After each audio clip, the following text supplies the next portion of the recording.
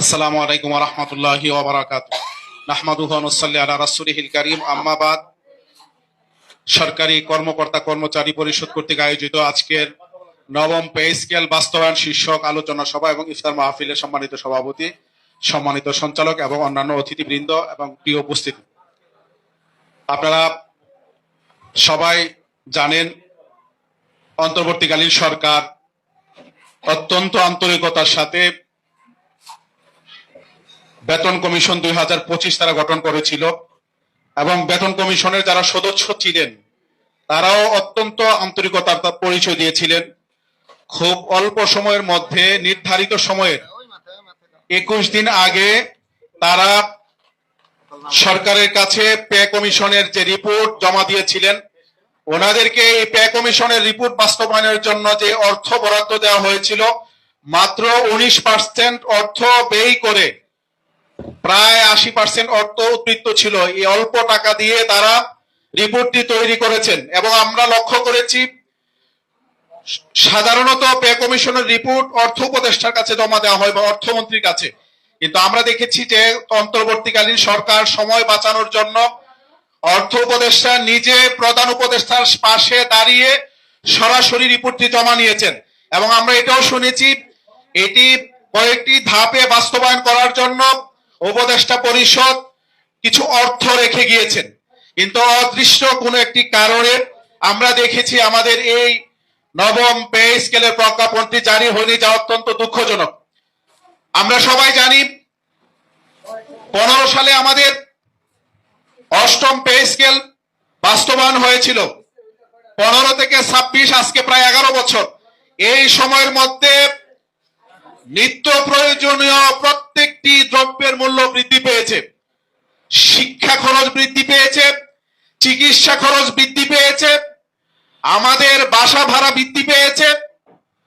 এক কথায় যদি বলতে চাই, জীবন যাপন করার জন্য যেই সমস্ত উপকরণের দরকার প্রত্যেকটি উপকরণ 2 থেকে 3 গুণ বৃদ্ধি হয়েছে, কিন্তু প্রজাতন্ত্রের কর্মচারীদের বেতন ভাতা দিয়ে আর এই 11 বছরে বিন্দু মাত্র বাড়ানো হয় নাই, ঠিক কিনা? আমরা আজকের এই প্রোগ্রাম থেকে সরকারের কাছে আহ্বান জানাতে চাই, অবিলম্বে নবম পে স্কেলের প্রজ্ঞাপন জারি করতে হবে।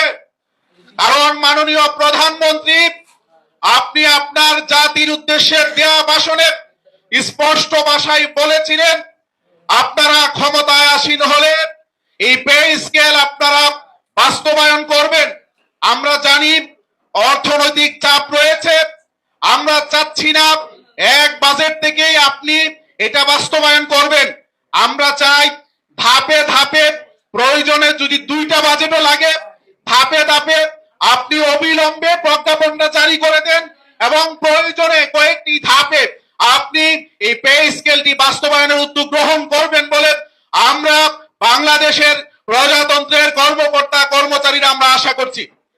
আমরা সরকারের কাছে আহ্বান জানাতে চাই, আমরা যেহেতু এটা নিয়ে ইন্টারিম গভর্নমেন্টের সময় থেকে কাজ করছি এবং এখনো কাজ করছি, ইতিমধ্যে রমজান মাসে আমরা কয়েকটি প্রোগ্রাম করেছি পে স্কেল নিয়ে এবং কয়েকটি ইফতার মাহফিলে আমরা এই ব্যাপারে কথা বলেছি। সরকারি কর্মকর্তা কর্মচারী বৃন্দ ইতিমধ্যে সরকারের বিভিন্ন পর্যায়ের মন্ত্রী প্রতিমন্ত্রী এবং যারা পদস্থ যারা আছেন রাজনৈতিক নেতৃবৃন্দ তাদেরকে স্মারকলিপি দিয়েছেন এবং মাননীয় প্রধানমন্ত্রী আপনার দফতরেও ইতিমধ্যে প্রজাতন্ত্রের কর্মচারীদের পক্ষ থেকে স্মারকলিপি দিয়ে পে স্কেল কেন বাস্তবায়ন করতে হবে এই ব্যাপারে 5টি যৌক্তিকতা তারা অত্যন্ত সুন্দরভাবে তুলে ধরেছেন। আমি বিশ্বাস করি শহীদ প্রেসিডেন্ট জিয়াউর রহমানের সন্তান হিসাবে বাংলাদেশের বারবারের প্রধানমন্ত্রী দেশনেত্রী বেগম খালেদা জিয়ার সন্তান হিসাবে প্রজাতন্ত্রের কর্মচারীদের এই দুঃখ কষ্টগুলো বিবেচনায় নিয়ে আগামী বাজেটের আগে আপনি পে স্কেলের প্রজ্ঞাপনের আপনি জারি করে বাংলাদেশের প্রজাতন্ত্রের কর্মচারীদের মুখে হাসি ফুটাবেন, আমরা এই বিশ্বাস করি।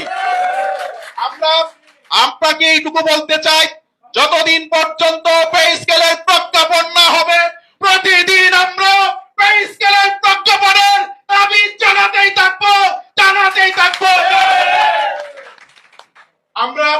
নতুন আপনারা ক্ষমতায় বসেছেন, আমরা যেহেতু প্রজাতন্ত্রের কর্মচারী, আপনাদের সকল নির্দেশনা তৃণমূলে আমরাই বাস্তবায়ন করি। আমরা ডিউ প্রসেসে স্মারকলিপি দিয়ে, সংবাদ সম্মেলন করে, কর্মশালা করে, আলোচনা সভা করে আমরা দাবি জানাচ্ছি, যদি আমাদের এত দাবির পরেও আমাদের এই পে স্কেলের প্রজ্ঞাপনের বিষয়টি আপনি বিবেচনায় না আনেন, আমরা প্রজাতন্ত্রের কর্মচারীরা এই পে স্কেলের প্রজ্ঞাপন জারির জন্য প্রয়োজনে মাঠের আন্দোলনের কর্মসূচি ঘোষণা করতে বাধ্য। আমরা আশা করি এটা প্রয়োজন হবে না, কারণ শিক্ষামন্ত্রী মহোদয় ইতিমধ্যে ঘোষণা দিয়েছেন যে শিক্ষকদের বিগত সময়ের মতো আর মাঠে আন্দোলন করতে হবে না। যৌক্তিক দাবি দেওয়া শিক্ষকদের দাবি দেওয়া পূরণ করবে রাষ্ট্র। আমি বিশ্বাস করি একই বক্তব্য প্রজাতন্ত্রের সকল কর্মকর্তা কর্মচারীদের জন্য হবে।